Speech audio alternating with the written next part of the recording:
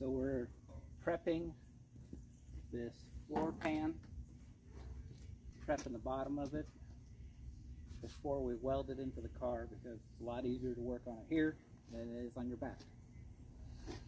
So we got a red Scotch-Brite. Just give it a good scuffing.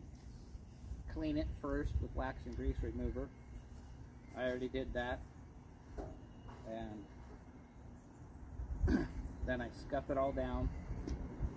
And then we're gonna put a epoxy primer on it. Before we do that, we're gonna go through it and seam seal the whole thing. And then we'll put the epoxy primer on top of the seam sealer so it's all completely sealed.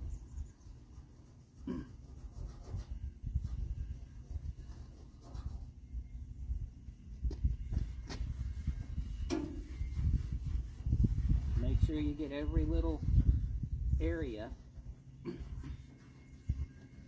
It's always harder to get the little fine corners and small little curves.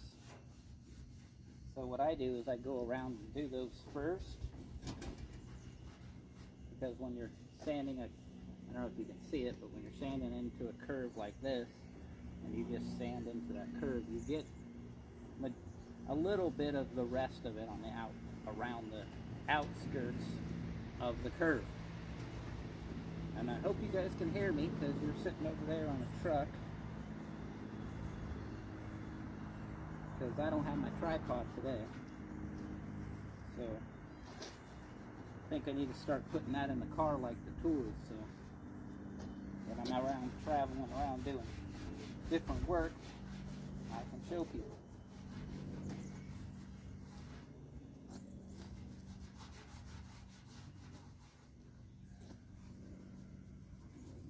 So you just want to make sure you scuff it really good.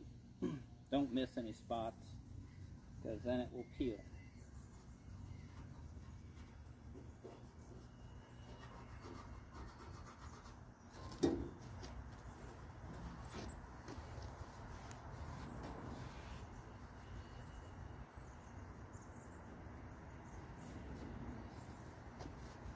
And after we get done spot welding it in, we'll have to go and touch up the edges and where we welded and it burnt the primer away.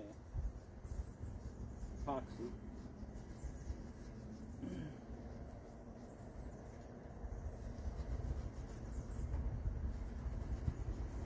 This is the floor pan for a 66 Chevelle.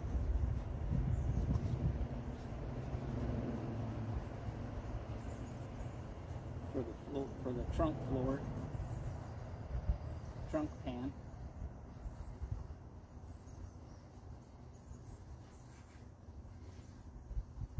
I always like working with these new panels instead of trying to